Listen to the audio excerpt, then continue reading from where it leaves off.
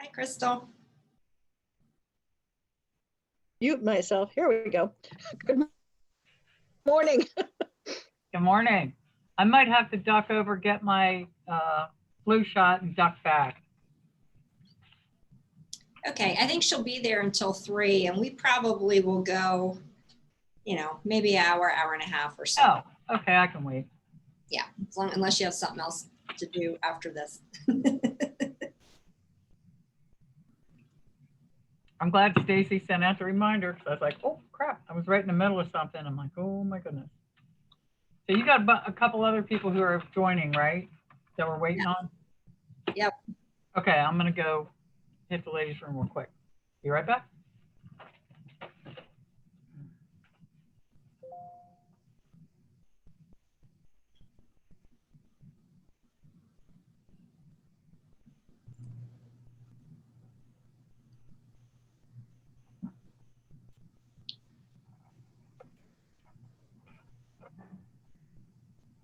How's everybody doing today?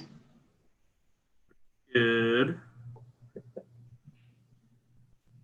Good. We're going to give this a couple more minutes. We've still got a few more people who RSVP'd. I know both Andrea and Mike said they would be a little late coming in because they had something right before this. So.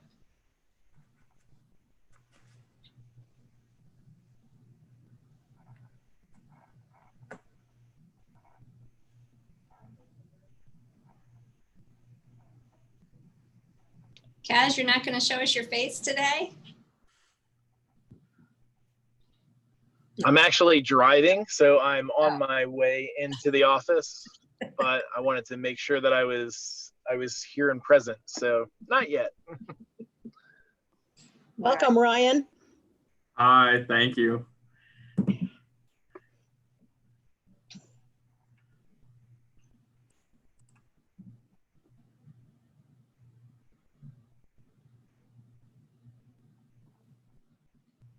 Let's see what time we have. All right. I'm going to give it maybe just one more minute or so, and then we'll go ahead and get started, and these others can pop in as we go. So I want to respect everyone's time, as always. I'm going to start on time.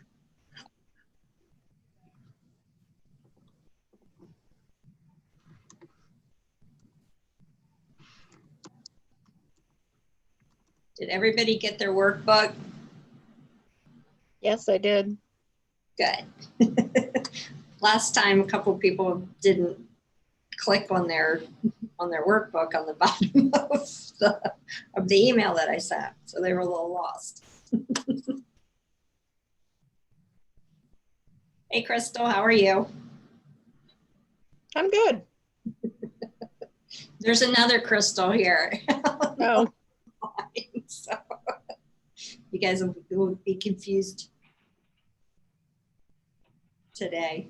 Crystal with a K and Crystal with a C.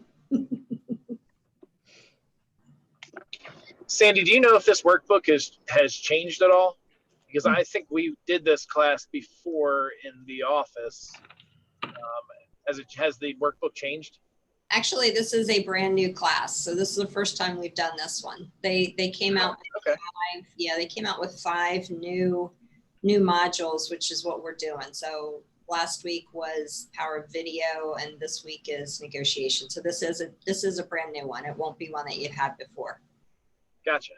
That helps. Yeah. All right, we are going to go ahead and get started. We'll let everybody else kind of come in as they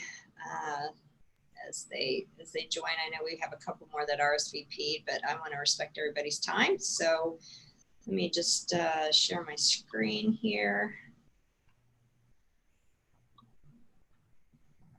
All right.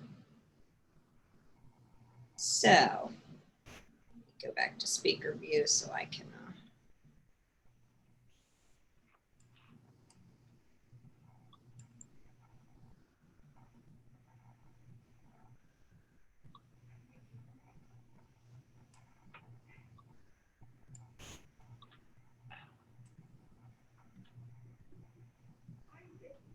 All right. So So today we are going to be talking about negotiation. I got to see you guys. That makes it easier for me. All right. So today we're going to be talking about negotiation. And I think we all know from our previous training and from statistics and what statistics show is that people hire agents. The number one skill they hire agents for is negotiation. So it really is important that we kind of have it down and manage expectations. Many of us have been on the transaction that doesn't go so well because the other side of the transaction just hasn't managed expectations, doesn't communicate, isn't really aware of what their what their buyer or seller wants. And so, what we're going to be doing today is really talking about the phases of negotiation, how we get through the process from the beginning with both buyers and sellers, and have it be a win-win on both sides. Because that's the ultimate goal. We don't want animosity. We don't want it to be a win-lose. It's really important that we have a win-win in any negotiation. So we're going to go ahead and get started here. So the purpose of, again, I got to get you guys, hold on. The purpose of of this course today is going to be enhanced preparation to service your client. So we're really going to go through some questions that we're going to ask people and kind of, again, manage those expectations. An understanding of the basic concepts of a negotiation, a deeper awareness of the objectives and how to the successful navigation of each stage of a negotiation, the framework for negotiation, and a grasp of the various tactics. Make sure we got everybody in here. So what we want to have after today is an increased comfort in maximizing the value for our clients. And again, we're going to talk about negotiation theory, understanding the building blocks of negotiation. We're going to really go through a buyer negotiation, a seller negotiation, and then negotiation tactics. And as always, you guys have a ton of knowledge on this, in this. So we want this to be an interactive class where we're sharing ideas and sharing things that have gone well and maybe things that haven't gone so well. All right, we kind of already went through that. So we're going to start with negotiation theory. The key concepts in your workbook, and you're going to get to page 4 in your workbook, is positions, interests, the bottom line, and the zone of agreement.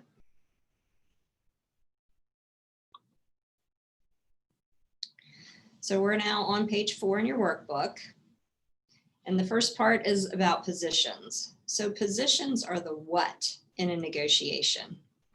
Positions consist of the interests of the client, and essentially positions are a series of stances working to maximize the client's interest. And I know you guys have some blanks there on your page that you'll want to fill in.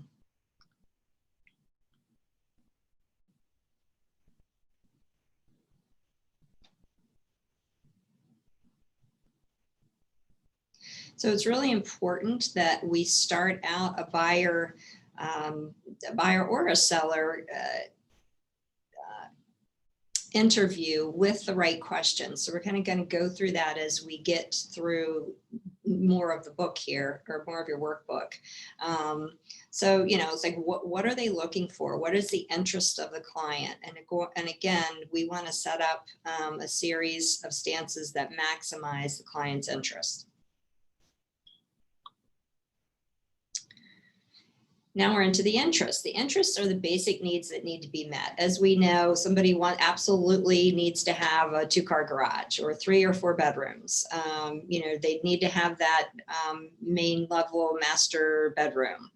So those are definitely the basic needs that need to be met. And then interests are the underlying reasons, values, or motivations. So maybe somebody's downsizing, they're going to have their, parent move in and they need that nanny suite or the in-law suite. And what are their values? Are we looking at certain school districts or certain areas for things that they need for shopping, or do they want a pool, and all of those kinds of things. So we're going to kind of dive deep in that with some of the questions that we'll ask a little bit later. Interests many times are not expressed, but will be the primary influencers for a client's position. So they may not say, I want to be in this specific school district for a specific reason. It's just sort of their interest is they may not be very specific about it. So it's our job to kind of really dive in deep in that so that we are managing expectations as we go through the process.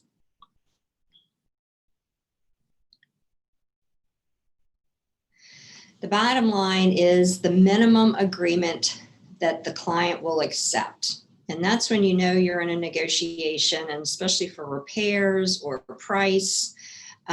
What is it that the client will walk away on? And we need to get to that point where we're going to ask those questions. This is so important for you that you'll walk away from this deal. Because if that's the bottom line, then we know where we are and we know where we stand in the negotiation. But if it's not, and we're not clear on what that bottom line is, that can get us into a world of trouble too, because we may go down a path that we don't want to go down. You guys have enough time to fill in your blanks here? Okay.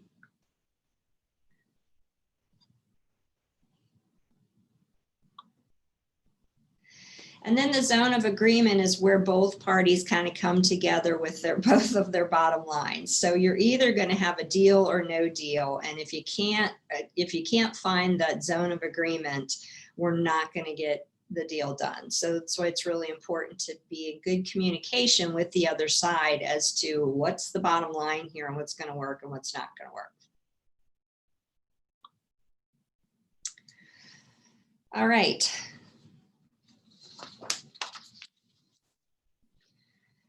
So key concepts of the zone of agreement. Obviously, if we're in the agreement zone, we're going to have a deal that will happen versus a deal that's not going to happen.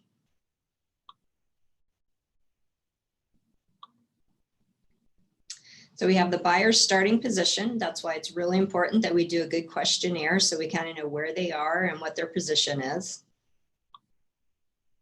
And then their bottom line, what you absolutely can't accept. If a seller comes back and they're not willing to fix rate on, is that just a deal breaker for you or not? So we kind of need to investigate that as we go through a negotiation.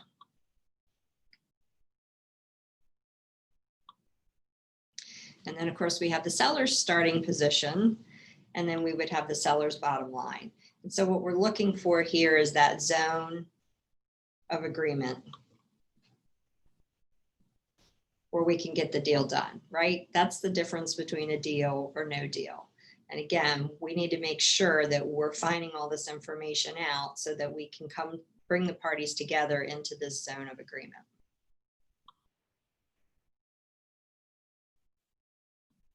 Hold on, I may need to let somebody else in here.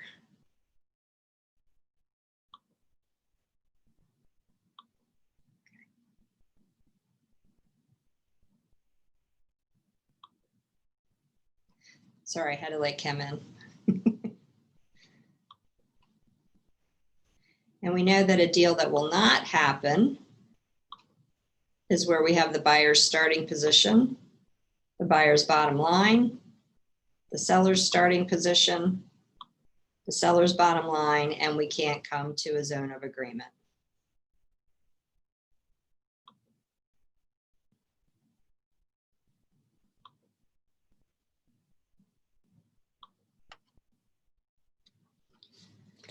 So now we're going to get into the stages of a negotiation. So this is where we're going to really do the preparation work and the discovery. We need to figure out bargaining and closing. So it's really important that we start with the preparation well. That sets up the stage for a good negotiation.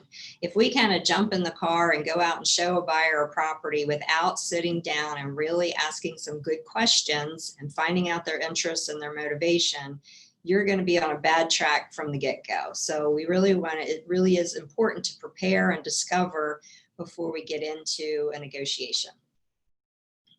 So the first part is going to be information gathering, and we certainly have, worksheets for you all, questionnaires for you all to be asking buyers. What is it? What are their wants? What are their needs? Again, do they need that 3 bedrooms, 4 bedrooms? What areas do they need?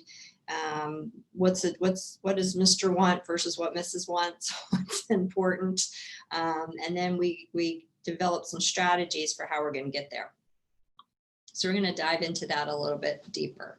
So there's stages of negotiation. Again, identifies the client's interests, the resources that they have, what might be some alternatives, and then what are targets. So again, we've talked about interests, but then resources may be your lending. What kind of lending programs do you have? What do we need to look up for zoning if they want a particular property that may be zoned for commercial if they're going to run a business out of their home? And then what are some alternatives? Okay, I can't move until this date, but we know your house is going to sell before that date. So what might be some alternatives? Maybe you need to do a rent back. Do we need to find a place for you to rent short term because we want to get your house sold so you can buy something else? So, those are just some of the examples, that we get into with the negotiation and any alternatives. And then of course, now we're going to have our targets. What are we looking for? What neighborhoods are we looking for now that we have all of that information? Any questions or comments on any of that at this point? You guys feel free to pipe in here at any time. I don't want to be the only one talking here today. Okay, so developing strategies helps you to better understand the negotiating points. These are prioritized as must-haves, nice-to-haves, and trade-offs. So if you absolutely must have a 2-car garage, that's non-negotiable. You got to have it. Maybe it would be nice to have a fenced-in yard.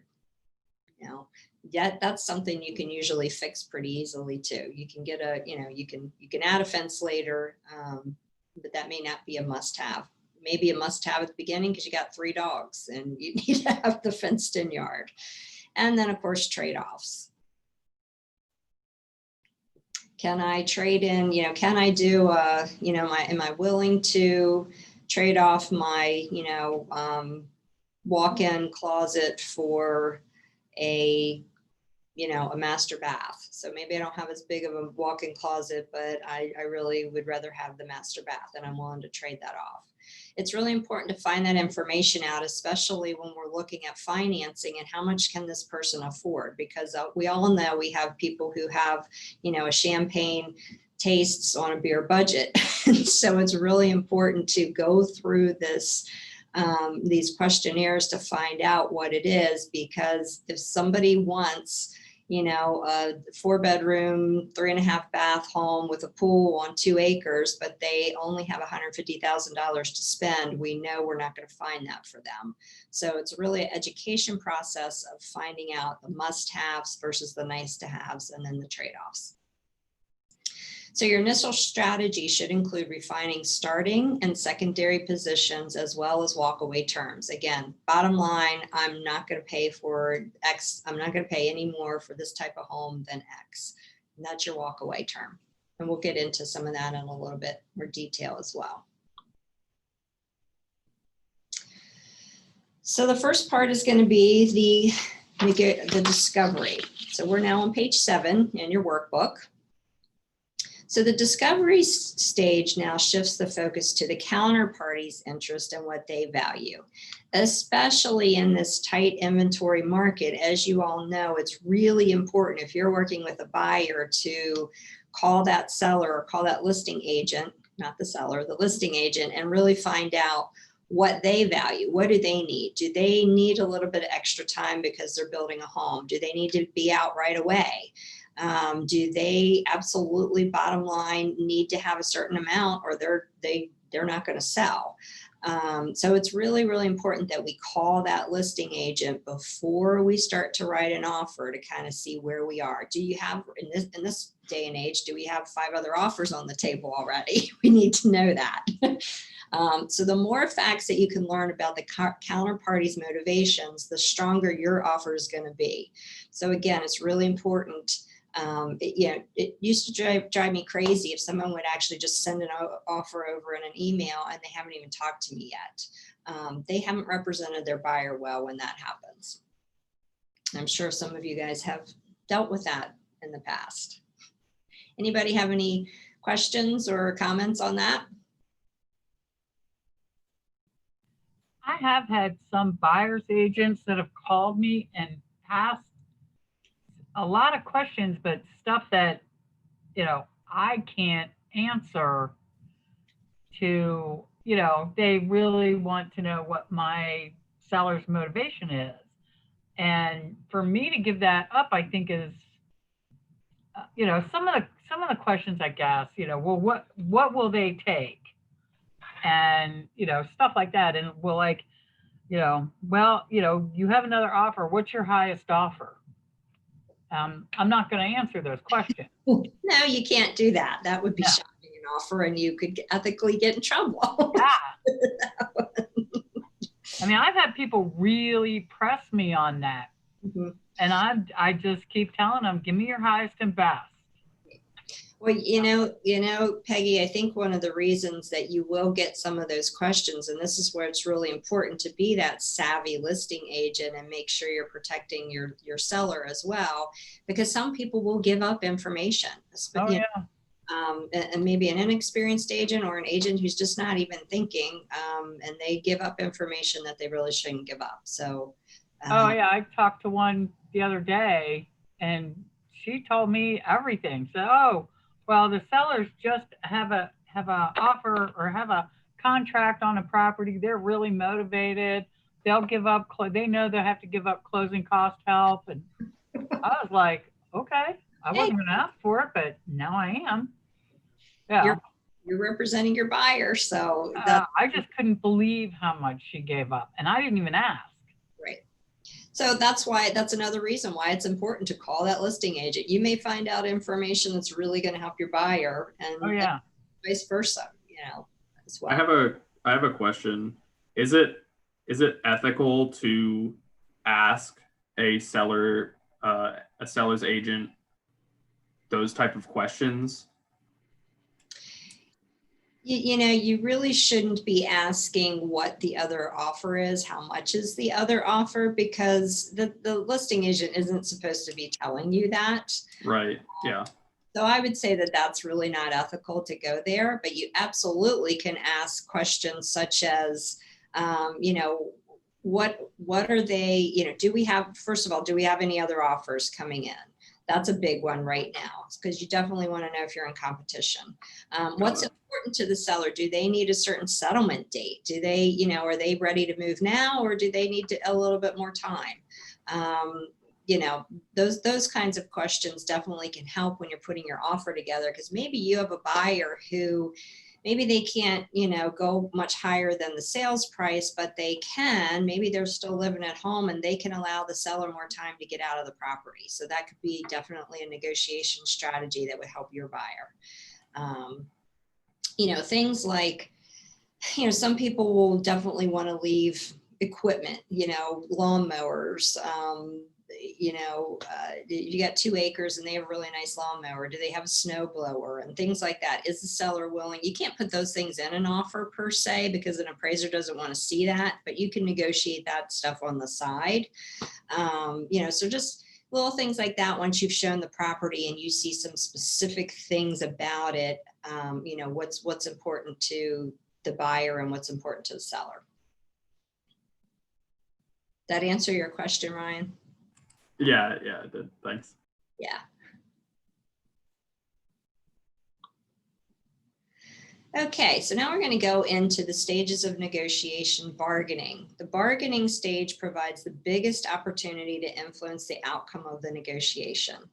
This process is when you're actually getting into the offer. So you're going to make an offer, the counter offers, the concessions, and the contingencies. And as we know, this goes through all the way through to settlement.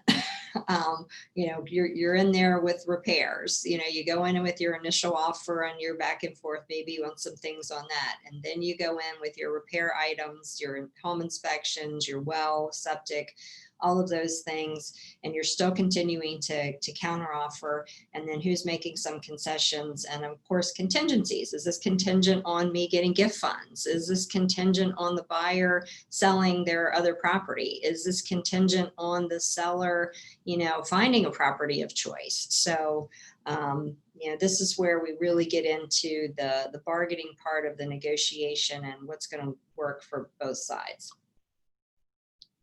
Did you guys have time to fill in your blanks there? Okay. All right. So your attention should go towards your client's objectives and interests, of course, in this part. Where appropriate, though, a concession plan can help bridge the gap towards mutually agreed upon outcome. So the thing that I always would like to tell people, especially when you are in the home inspection portion of your negotiation, so what are the things that are really important to you? We may ask for 5 things, but what are you willing to give up for that? So, you know, maybe if you ask for 5, but 3 of them are really important to you, the seller feels like they've gotten to get something as well on the other end by saying no to a few things. And as long as it's not your walk away bottom line, then that's okay. So you kind of go in maybe asking for a little more, but knowing that in the negotiation stage of it, you're okay if the seller says no to 1 or 2 things. And again, that would be your concession plan. So you kind of have to have those conversations with your buyer. And we all know the buyer who comes in and asks for every single item in a home inspection. And how do we all know as listing agents that can turn a seller off immediately. So we really need to guide our buyers through what's really, really important for you here, and what are you willing to concede and fix yourself once you get into the property. Because we don't want a buyer, especially in this crazy market that we're in, we don't want a seller so mad because we ask for every little nitpicky thing that they just say, forget it, I had 5 other offers, I'll move on. So again, talk about that concession plan. That's really important.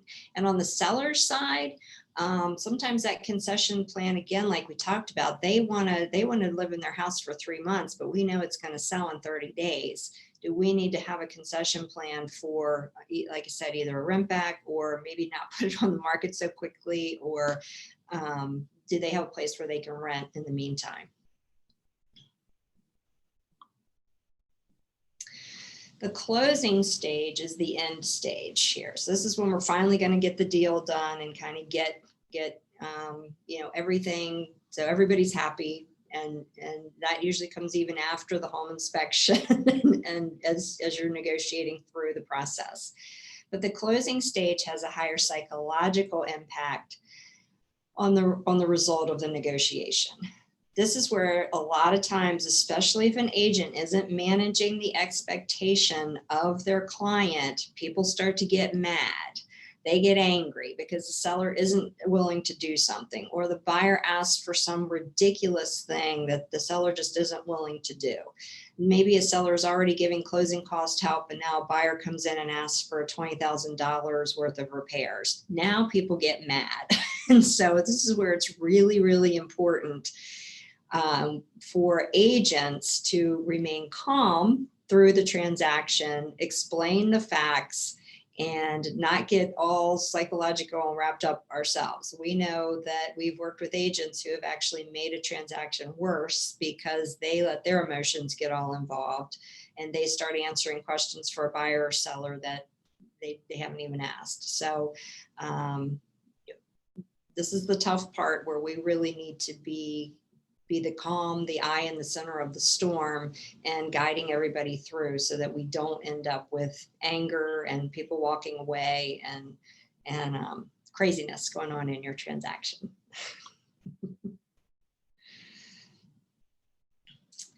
So here's where we can identify clues that will weaken the buyer's position. And this is where Peggy was just talking about.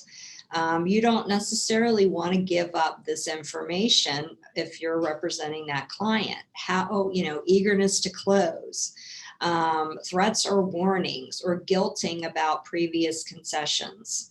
So, hey, my seller just really wants to close this. You're in the middle of the, maybe you're in the middle of the repair negotiation, and you give away that, your seller's willing to fix everything because they just really need to get this closed. Or your buyer is willing to give up XYZ because they really just need to get this to close. Threats or warnings. We now know those sometimes, again, this is where that psychological stage comes in, where a seller just says, just forget it. I'm not even going to sell my house anymore. Or, they can just walk on out the door. We're not going to give them any more money, blah, blah, blah. And guilting again about previous concessions. We've already given them $10,000 in closing cost help. Like, really, now you want the roof? So as an agent, we need to manage all those expectations as we're going through, so we don't have that deal fall apart. And experience shows it can fall apart, especially when emotions get crazy. I've had people argue over washer dryers before and walk away from a deal because they're not getting a washer dryer. It's craziness. So we need to manage that expectation so we can get to that zone of agreement.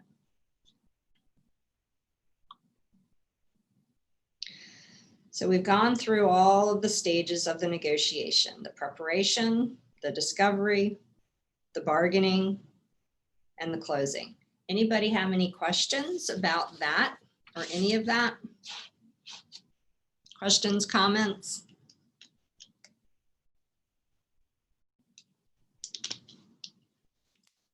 Okay, so now we want to talk about the system for doing all of that. We're going to get into a buyer negotiation. And these are all of the things that we just talked about, but we're going to actually get into the systems of how we do that. So we need to gather the information, prioritize their interests, refine the positions, and then clarify the bottom line. So here's a script that you may use for a buyer. What I'd like for each of you to do is complete this criteria sheet. And this is available in the buyer conversion manual. So if you guys haven't done buyer conversion class, let me know. I can get that out to you. Just shoot me an email and we'll be happy to get that out to you.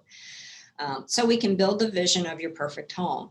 I'll step out for a moment while you complete it. Just open the door when you're finished. This is a really important thing, I think, for you all not to be in the room, especially when you have husband and wife filling these forms out, because this is when they're going to kind of get into some things that they may not have even discussed with each other before they come in to purchase a home, such as, he really, really wants that great basement that has a workbench and all of that in it, and she could care less.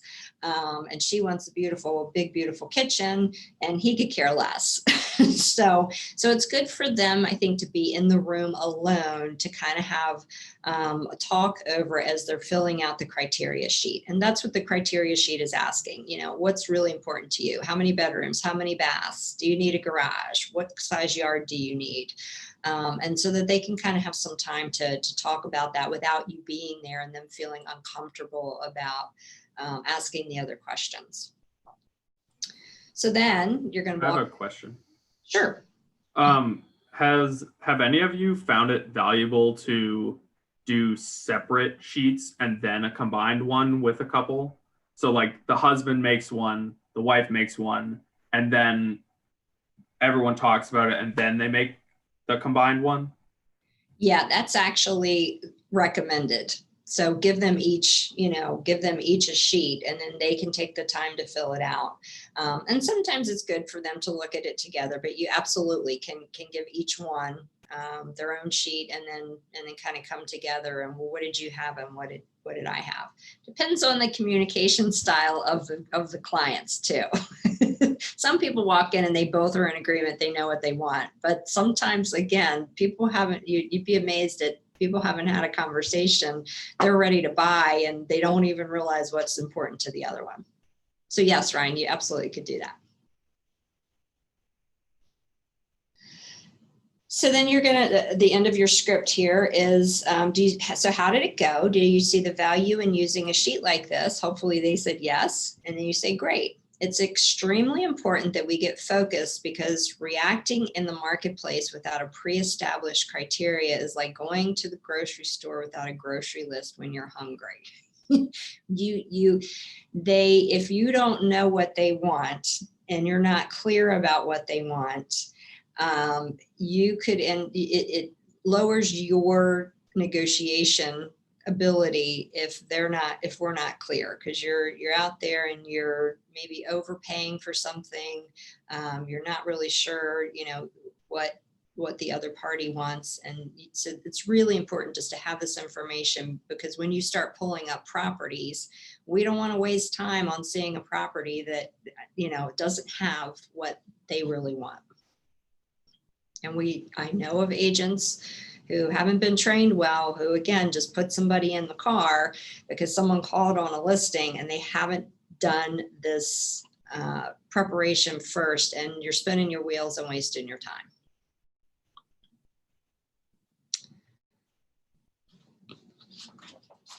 So here's a prioritizing interest script example.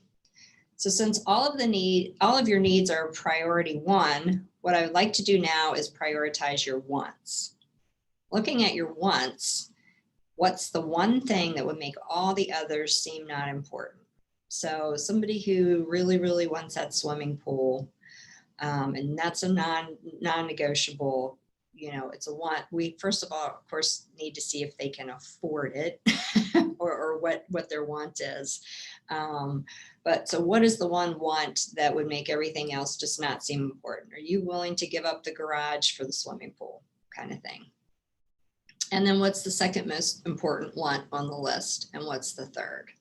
So we have a good idea of where they are. And I will tell you all, this is really important too, because people will get very emotional when they go into a property and they kind of forget what was really important to them.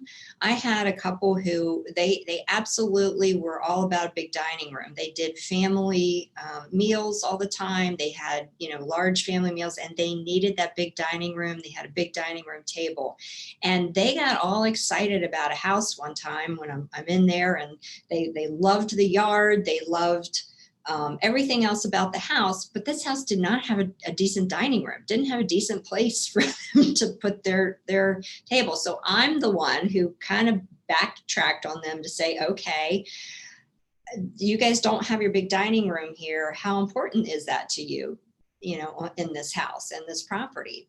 Because I can tell you, they could get all excited. We could go right up the offer, but then when the home inspection comes and they're really in there and they're really starting to put their furniture in place, they realize they messed up and forgot the dining room. As soon as I brought that up to them, they changed their mind about purchasing that house. So it gave me a really good idea of everything else that they wanted, but they absolutely wanted that dining room. And so it's really important for us to have that list so we can remind clients as they're going through a property and they don't get all emotionally involved and then purchase something that they regret 2 weeks later. Anybody have any questions, comments on that? Okay. Can you send out that buyer, the buyer sheet you were talking about? Sure. Yeah. Thank you. We can get that out. I have something like that, but I'd like to see what yours looks like. Sure. So now that we've identified our priorities, let's talk about where we should price our offer. And if they counter offer, how much would you ideally like to raise our secondary offer to? So, okay, I'm willing to pay. And this is where, again, you're going to have information that you're not going to share with the listing agent and vice versa. So a buyer may say, let's go in at 450, but I'm really willing to pay 455, but let's see what they say. So we know that they're willing to go 455 if that counter offer comes back.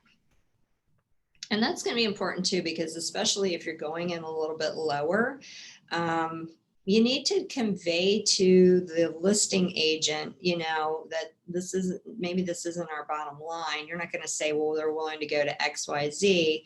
But if you hand over an offer to the listing agent and they say, really, this is their offer, and you know, you can say, well, you know what, please show it to the seller and counter us back. You know, we'd be open to a counter. You're not going to say we're open to a counter at 455, but hey, we'll counter us back. If that's really not acceptable to the seller, counter us back, and maybe you get it at 452.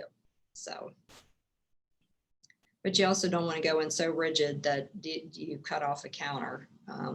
I always think that a bird in the hand is better than nothing. So that's really important to explain to a seller when they're all mad about an offer. An offer is better than nothing. Let's see if we can work with it.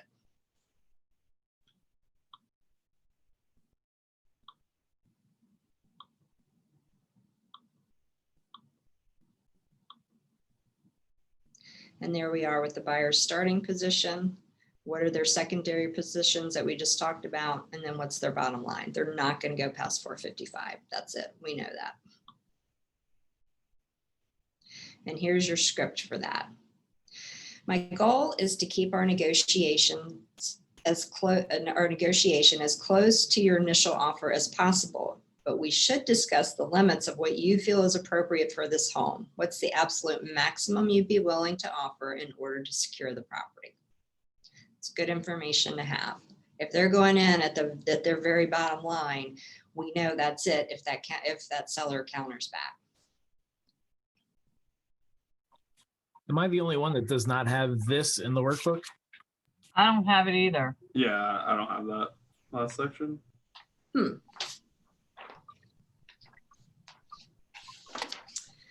Well, I will print that slide off for you guys, or I can actually give you guys all the slides if you want. We can just get those to you so you can have all the slides in case there's something missing here. All right.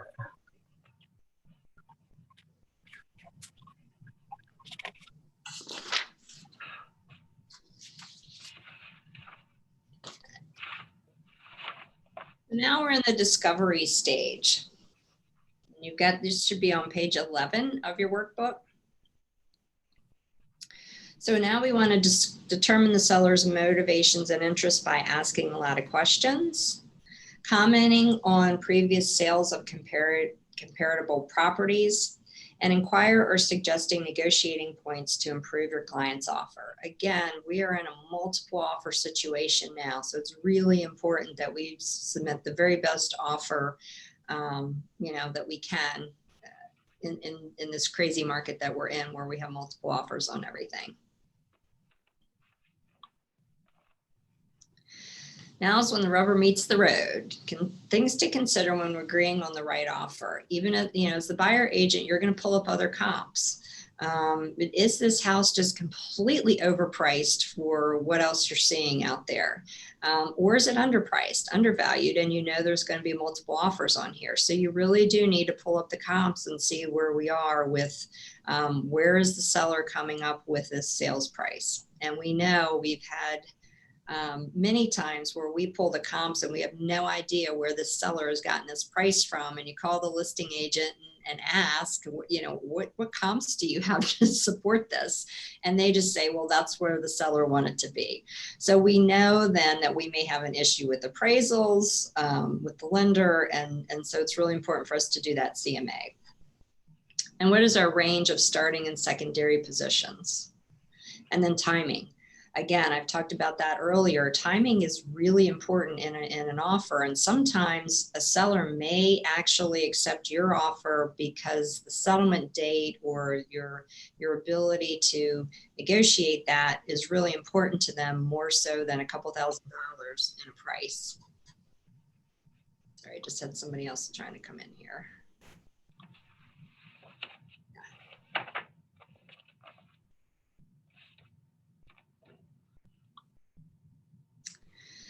So concessions, we're still in that bargaining stage now. We have the discovery stage and now we're in the bargaining stage on the bottom of your page 11 there. Concessions are the key ingredient to improving your client's offer. Again, price, terms, dates, timelines, inclusions, exclusions, and then contingencies. If you're coming in and you know your buyer needs closing help because that's what the lender has said, and you're making it contingent on getting closing help, but you know that you are in a tight situation and you may be in multiple offers, you may need to show your buyer not the top of their price line so that we can have a little bit of skill, a little bit of room in there for that closing cost. So they're going in and they can truly afford 250.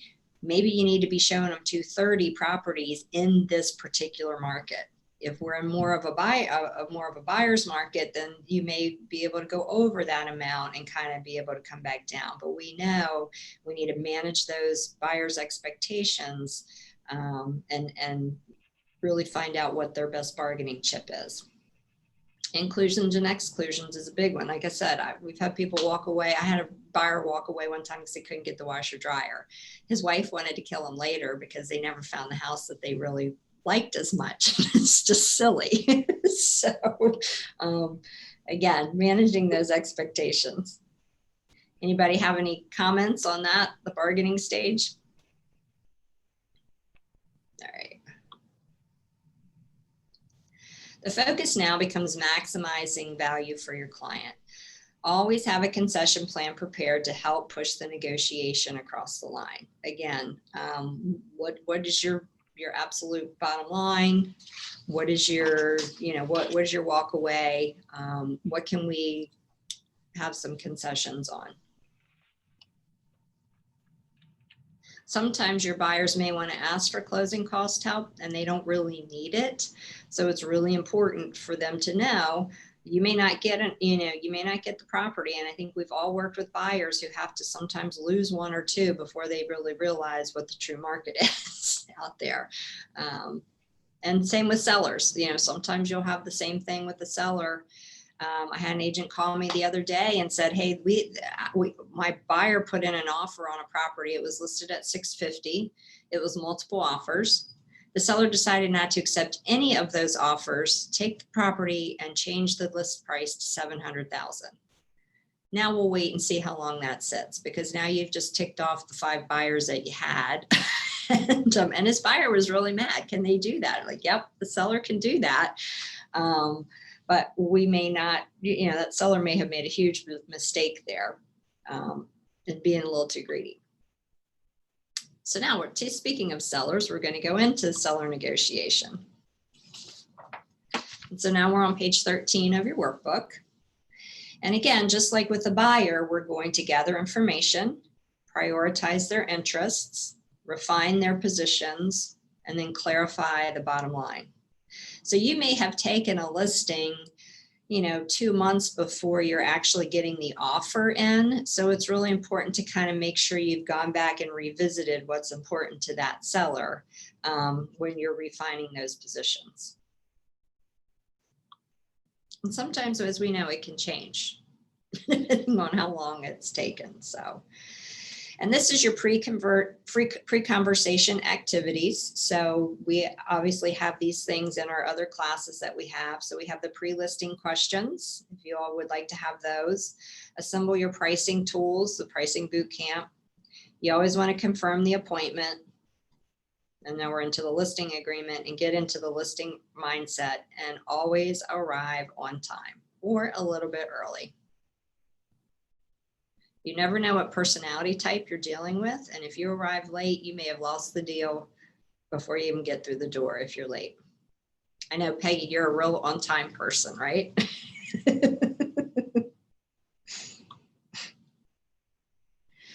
So here's the needs uncovering dialogue example.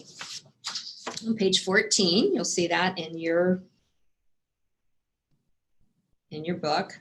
On a scale of 1 to 10, with 10 being very desirable and 1 being not desirable at all, what one thing has to happen to make the sale of your home a 10 for you? In other words, what has to happen for you to consider the sale of your home a success? And then once you find that information out, it could be the sale of my home. The one thing is that we get out of here before the school year starts. That's the one thing that has to happen to make this a success. It may be, we need to net $50,000 out of this house because we're going to buy another house, and that's what we need for our down payment. So then it's important to follow up with those questions to say, well, what's important to you about that? So if they say, a quick sale, why is that important? Is there anything else that's important to you about having a quick sale?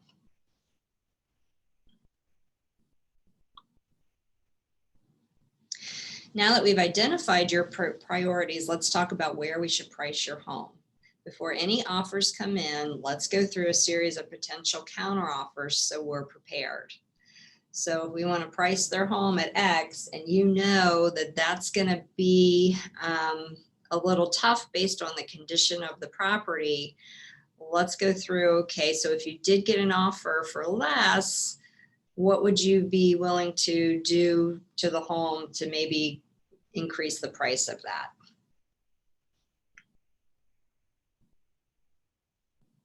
Any questions on that?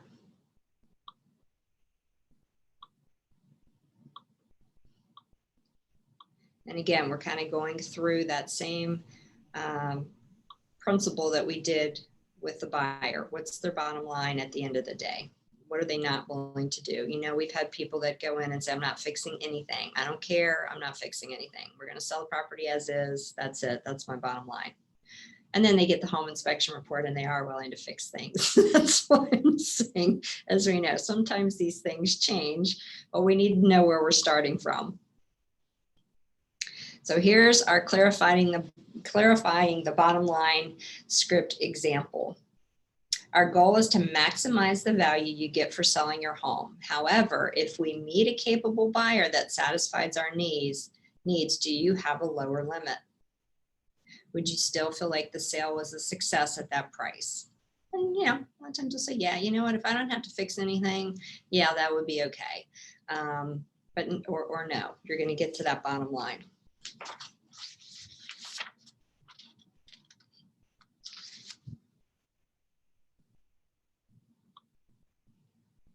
Now we're in the discovery stage, which is on the bottom part of 14. Page 14, determine sell. And again, I know you guys don't have the scripts in your workbooks, so I'll send you the slides. Determine seller motivations and interests by asking questions, identifying potential selling points that improve the value of the home. If your client is not satisfied with an offer, your job will be to move them in the direction of the zone of agreement. And suggested discussion topics include your interests and priorities and your secondary positions. So we all know that we have had an offer that has come in with the seller, and the seller immediately wants to reject it and gets mad. Well, we want to try to get them past that. We need to be, again, the emotionally intelligent agent in the process and not get all mad and jacked up with them and go back to the buyer's agent and say, that's just a ridiculous offer. I've had buyers or listing agents tell me that the seller isn't going to accept that offer before they've even presented it. It's like, hey, present it first, please. And then we can discuss a counter. So don't be that agent who doesn't help their person get into the zone of agreement because you get all emotional about what their reaction is. Your job is to help the negotiation go through and understand their frustration, but then walk them down off of that and let's move forward. So hopefully we can get to a zone of agreement. So again, what are your interests and priorities? Your priority was to get into another house before the school year started, remember? And then some of your secondary positions. Any questions, comments on that? Concessions are a key ingredient to improving your client's offer. Again, price, terms, dates, timelines, inclusions and exclusions, and contingencies. And this is where you're on the bargaining stage. Maybe they can't come down, maybe your seller absolutely isn't willing to come down on price, but you know what? We'll leave the snowblower in there for the buyer. Maybe that would help. And as we've talked about before, which is why we put those new, we came up with that new addendum for you guys, contingencies. We have a lot of buyers out there putting in, no contingencies, but then going ahead and doing inspections and things that they didn't make a contingent on. So, it's really important that we clarify what are those contingencies for both parties. And now we're in the closing stage. You're on page 16 of your workbook. So when discussing concessions, again, look for win-win opportunities. Focus on conceding interests of minor importance to your seller. And again, people will get all wrapped up on something silly and they miss out of the big picture. We're dealing with people when they're really emotional, and it's again our job to, hey, let's look at the big picture. So they really would like for you to paint that peeling paint on the front porch, and you just don't want to do any repairs. But you know what? Really, let's just get an estimate. Maybe it's a couple $100 and we can get that porch painted for you and you can move on.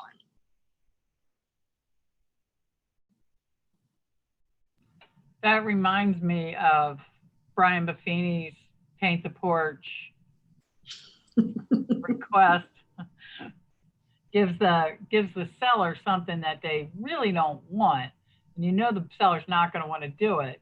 They throw it in there so that the seller can say, I'm not doing that, and make them feel better.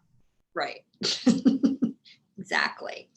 And then the buyer's fine with painting their own porch once they get in there, but the seller gave them something else that was of more importance.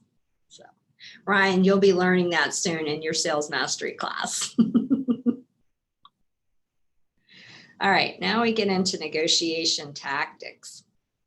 This is where the deals can totally go sideways if we allow emotions to get involved on either side. And again, our job is to keep the negotiation going on and not get all emotional and tamp down when this stuff starts to happen. And a lot of times it's happening with the agent on the other side, not even the parties. So we've got to, coordinate a lot of people here, not just buyers and sellers. So concession guilt, that's designed to force unwanted compromise from the counterparty. How to handle it, you stick to the positions you've agreed to with your client and not derail the negotiation. Again, it's, well, I gave them $3,000 for closing cost help, and now they also want, the porch to be fixed, or the roof, somebody to check the roof and do some repairs on the roof. I'm not doing that. Well, hopefully when you've gone through the property at the beginning, you've also said, hey, some repairs may come up. And before we accept this offer at the beginning, you still remember that some repairs may come up here. So if you're willing to give that $3,000, we need to talk about that, because there could still be some repairs. So are you truly willing to give that $3,000 knowing that we may have to do some repairs? So have that conversation ahead of time. And then again, now you can go back and stick to that position. Remember, we talked about that. And then so they don't get all derailed in the negotiation. Extreme anchors, employed to slant the relative starting point of a negotiation. Acknowledge that the offer is unacceptable, but do not immediately engage in a counteroffer. So that's when somebody is coming in at just a real low ball offer. So, you get the property listed at 500, and somebody comes in at 300,000, and I'm exaggerating here for the point. You're just going to say that offer is just really not acceptable. Can you go back and do over and send it to us, so that, you don't want to engage in a counter offer right away, because especially if, you want to keep the property on the market and maybe see what else is coming in. You've got some other showings set up, that kind of thing. But you just sometimes need to say, look, I'll present it to my seller, but, they're going to come back and just say, that's just not acceptable. Start over if you're really interested, and send us something different. So with the new laws, do we have to present that in person? Because I know I just took the new legal and legislative class yesterday. And I thought there was something that came up that was like, you have to present it. I don't know whether it was in person or You hard absolutely, copies. yeah, it's you absolutely have to send the offer to the seller. Okay. So you may be doing it on a Zoom call, Right. or you may even do it in an email over the phone, but all offers have to be sent to the seller. So, I know sometimes, especially when we get in this multiple offer situation and you got 5 offers and you've just done your net sheet, and some agents are just sending over the offer that comes up best on the net sheet. But it is required by law now that you send over all 5 of those offers. That's what I thought. Okay. So they just need to be sent. We don't have to print them out and hand carry them. Correct. Yeah, no, you can totally send them via email, scan, DocuSign, whatever, through DocuSign, through email and whatnot. They need to get into their hands though. Okay. And we know, I mean, this is where I think this law came up, because there are a lot of listing agents that'll kind of say, that is so bad. I know my seller's not going to accept that. I'm not even, just redo and send it over. You've got to get it in the seller's hands to present it. So here we have misdirections and bluffs. This is where agents can get in trouble sometimes, and this is where you'll end up in professional standards or at the real estate commission if you do some of these things. So concealing or exaggerating facts in order to skew the narrative of what's deemed fair. So, hey, maybe you're going to conceal a fact that, your seller really is willing to do some repairs, and you're just going to exaggerate that they're absolutely not going to do some repairs when they know that the property is in bad shape. You need to look to something that seems fair to all parties. So again, how to handle, you're going to disengage and take some time out until your client can look at the situation more objectively. Investigate claims closely and clarify all available information. So sometimes you got a seller or a buyer that's just, again, all jacked up about something, and you need to just step back and let them calm down and see the big picture. And it's amazing sometimes when you say, look, you know what, I think we all need to take some time out, and let me call you in a few hours. You guys discuss it a little bit and let's talk about it again. If there are definitely those times when you just need to back away and let the parties kind of chill a little bit and get their emotions back in order, and then you can come back at it in a bigger picture.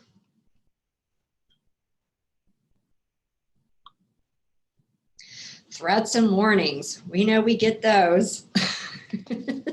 We're now on page 18 of your workbook. They're employed to heighten the counterparty's emotional state and cloud decision-making. How to handle, you just label and ignoring a threat, and you can diffuse the tactic. A seller is like, I'm just not going to sell my house now. Fine, forget it. If that's what they want, I'm just not selling. Threats and warnings. Buyer, same thing. You know what? I'm just not going to buy the house anymore because seller's just being unreasonable. And, it's not. Again, it's our job to continue the negotiation and just say, hey, you know what? Let's not listen to that threat. They're still going to sell the property. Let's just let things calm down a little bit, and let's just, so we can kind of diffuse it. So you can just say, look, they're upset right now, and they're threatening not to sell, but we know they need to sell. So let's just calm down a little bit and ignore that threat or warning. And sometimes as the agent, you don't need to share those threats and warnings because we've had, you'll have a listing agent or a seller say, I'm just not selling the house. And if you go right back to your buyer and say, well, he's just not going to sell you the house. Well, now you've got the buyer upset.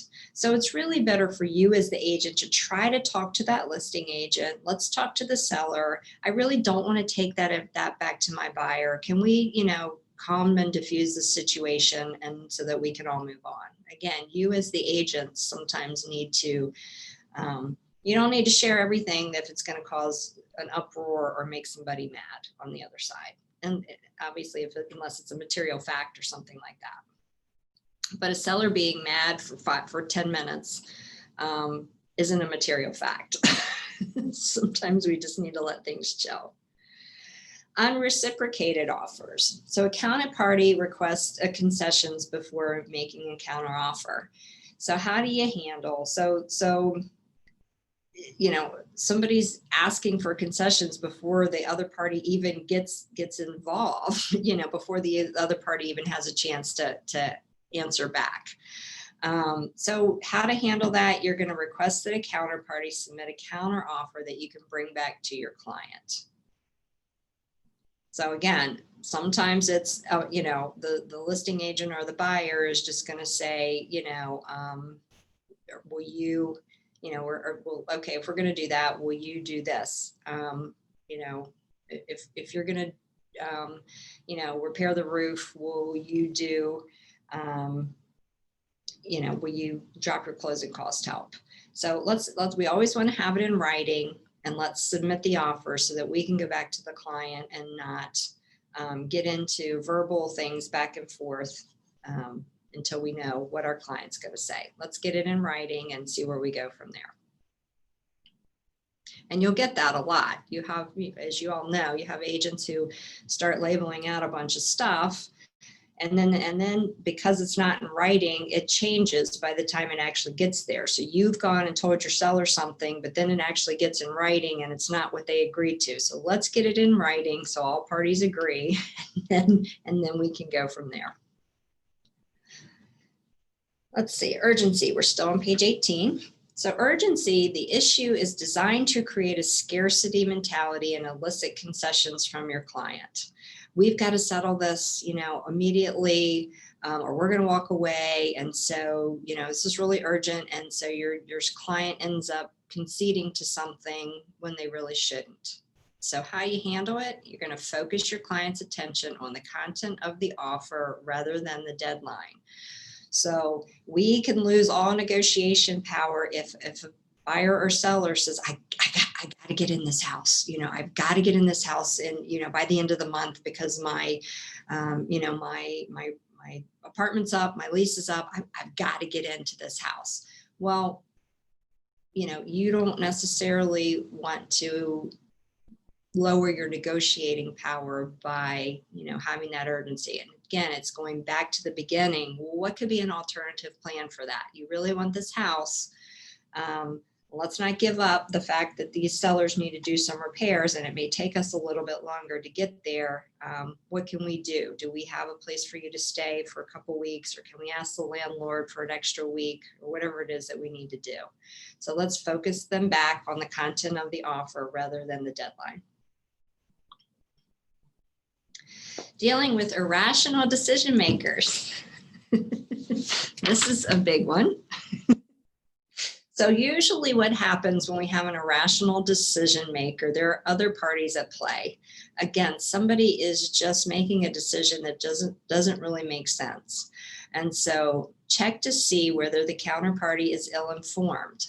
Maybe the seller is like, I've got to get, you know, like the seller that ended up taking his house back off the market. He had 5 offers and puts it back on at $700,000.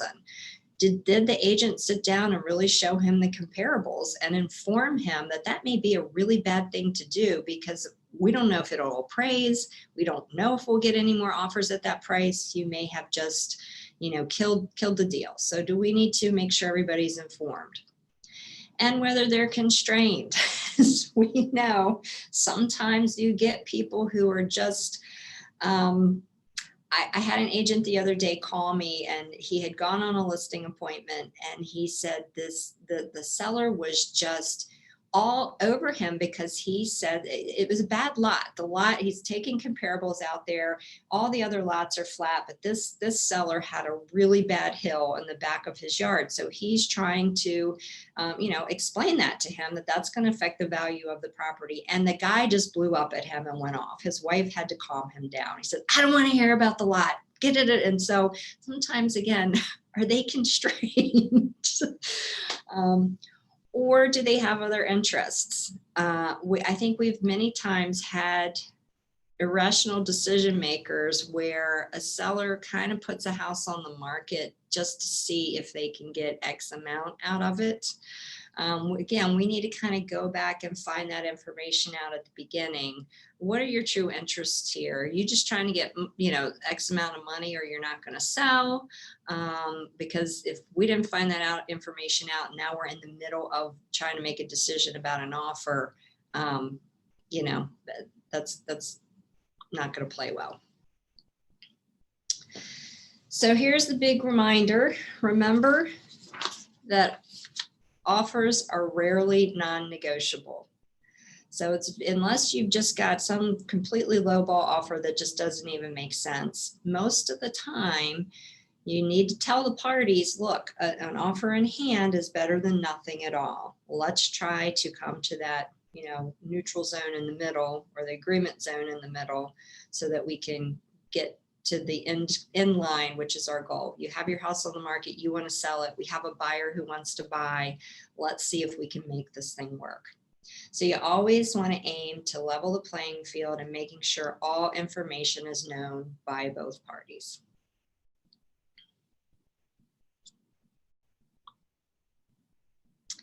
So you, in the back of your workbook, you have some summaries in here for you to kind of make notes for yourself. So, did you have a learning moment? And especially if you've listed property before and we've gone through some of these tactics, what did you learn from that? Concept to implement. So are we going to implement some of these things to make us better? Again, buyer negotiation learning moment, concept to implement, and then seller negotiation learning moment, and then concept to implement. So we'll get you guys the sheets that you need, the listing questionnaire as well as the buyer questionnaire to help you with some of those things. So right now, consider your current negotiation strategy and think about how you can use the things you've learned in boot camp to improve your approach. So, and anybody want to just, before we get off of here, I again want to have it be a little bit interactive. Anybody learn anything today that they want to share? Ryan, I know this is all new information for you, so I hope you learned a lot. Or share an experience that they have that gave them a learning moment in some of these negotiation strategies. Sandy, Uh-huh. I'd like to share something that I did recently, and I with a negotiating of I was on the buyer side.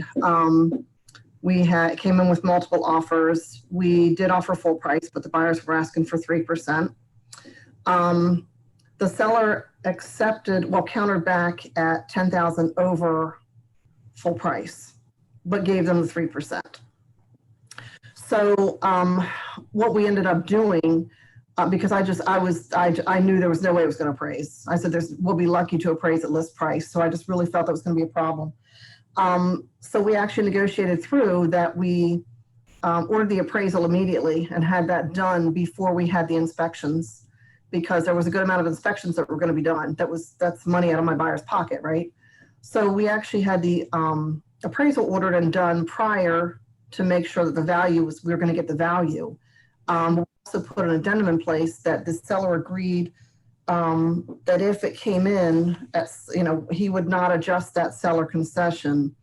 So he would keep depending on where the price came in, he would stay at keep the seller concession for the buyer. And it worked out really well. It was a little nerve-wracking for my buyers because they were kind of waiting for the appraisal, and of course they're taking a long time. They're like, did it come in? Did it come in? Because they wanted to move forward. But it worked out well, and the price did not come in at the higher $10,000 price. It did come in at list price, close to list price. So my buyers were happy. They were actually at their offer price, and they got the 3%. But it was just kind of going a little backwards there. But it saved them from putting out $1,000 worth of inspections. Find out that the price probably wasn't going to come in. So Right. Yeah, that's where, sometimes we definitely have to get creative on these things. At the very beginning, just like we talked about, those asking those questions and what are some alternative ways that we could maybe make this work. So that's a great example of that, of an alternative, because we find that happens a lot, that somebody's offered to give 10,000 in closing cost help, and then the value doesn't come in. Well, Right. you agreed to that at the beginning, but now we've got that guilt of, making other party feel guilty about the concessions and anger and all of that stuff that happens on the back end. So that's great. It's a great example of being proactive. Yeah, I haven't used that before, but it worked out well. So That's I've a actually- great idea, Kim. Oh, go Yeah, I ahead. actually just did the same thing on a listing, because obviously the concern with all these over asking price offers is the appraisal. And in this case, we got an offer that was 30,000 over ask price. It just, in my eyes, there was no way whatsoever it was going to appraise at that price. But we did buyer asked for 30K over asking price and 10K seller concessions, and went back to the seller, kind of like what this is talking about, went back to the seller and said, okay, what's our bottom line here? And their bottom line was, really asking price was what they really was their bottom line. So we did basically a tiered kind of addendum. We kind of created a tiered addendum that if the house appraises for X, the buyer will get, the difference between asking price and appraisal price. If it appraises, at offer price, then they would get the full, 10,000 seller concession. So it really does work both ways. And Lisa had me, help me kind of create that. But you definitely have to, I think right now, especially, it's really, really important to protect the sellers. And, kind of like this is saying, like, have those conversations about, like, really what is our bottom line here, because the minute that they get those over ask price offers, their expectations automatically change. Now, all of a sudden, we're talking about stuff in different ballparks that we were never even taught. We were happy with list price, but now we're not happy with anything other than 20K over list price. What happens, right? So, but it is important to protect, buyers and sellers, I think, in the course of all that. Yep, absolutely. And we even have had, some sellers who will say, I'm offering 25,000 more and I've got the cash and I will pay it even if it doesn't appraise, right now. I think that's kind of crazy. We don't know what's going to happen, but hey, if you really want the property and you're going to stay there for a while and you've got the cash, we've had that happen as well. And hey, seller is going to take that all day long if they're truly willing to come up with the difference, no matter what the appraisal is. Yeah, for anybody that doesn't know, because I know we see a lot of things coming and going in our emails, but for anybody that doesn't know, there is a really good under appraisal addendum in the Google Drive that was created, I think by you, Sandy, but that's there just, says the buyer is offering above ask price and will bring X amount of money to the table in the event that the house does not appraise. And that has saved me. That got me 25K. Additional on another listing. So very important. Yep. All right. Anybody else want to share something that they've experienced lately or that they learned today that they want to share with? Okay. All right. Well, sorry, Sandy. One more thing that I was kind of thinking about. Coming to like extreme anchors, on the listing side of things, maybe here in Frederick, you're not seeing a whole lot of buyers with extreme anchors, but depending on the area, because generally there's no inventory, so buyers will do whatever you want them to do. But depending on the area, that can actually change. Proof in point, last month, up in Pennsylvania, where the market is completely different than here, had a house on the market for 400, and the buyers came in with an offer of 379. And, of course, me, like, I am the epitome of what you talked about, that agent that gets all riled up and makes everything worse. So immediately, like, I want to choke the other agent, but I didn't. I took a breather, and I I before I gave it to the seller, I just asked the question to the other agent, what comps did you base this offer off of? So I'd like to look at them.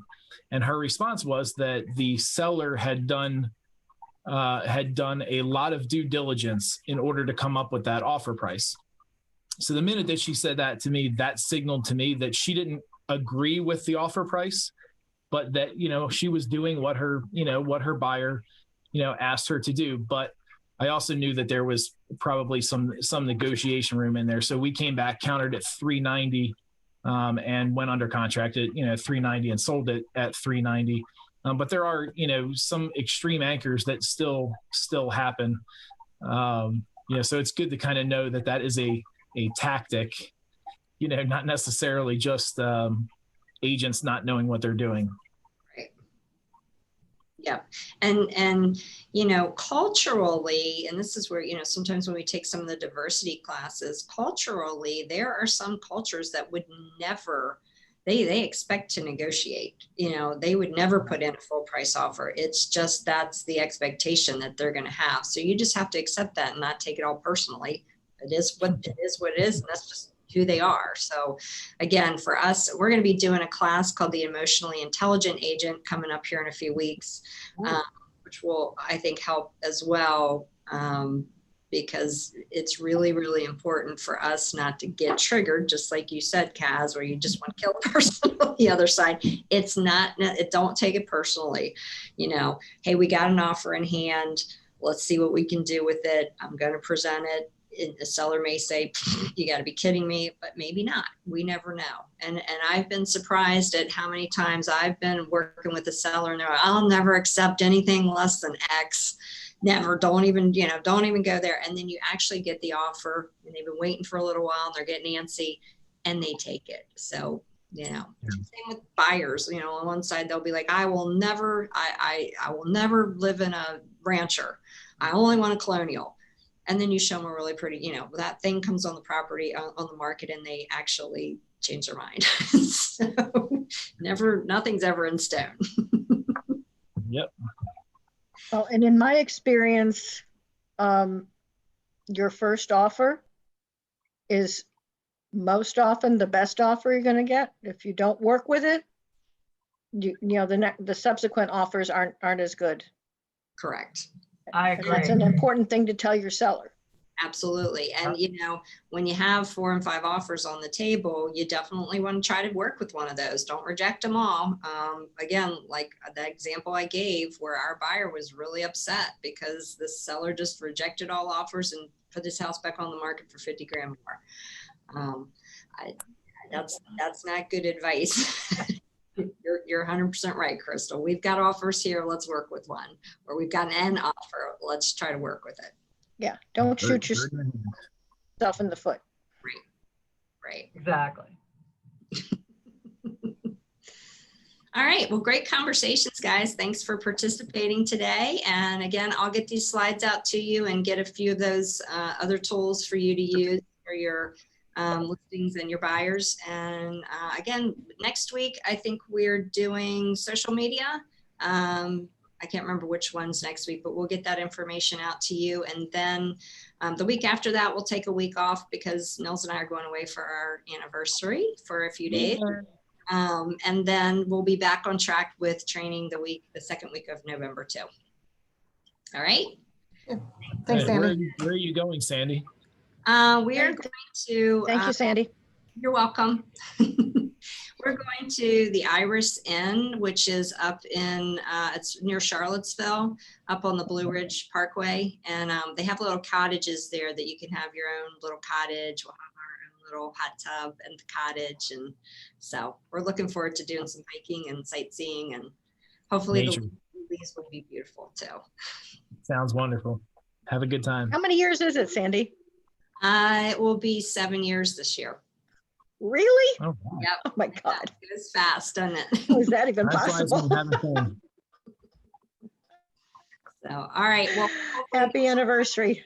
hopefully you guys will join us next week, and Stacy will be getting that information out to you too.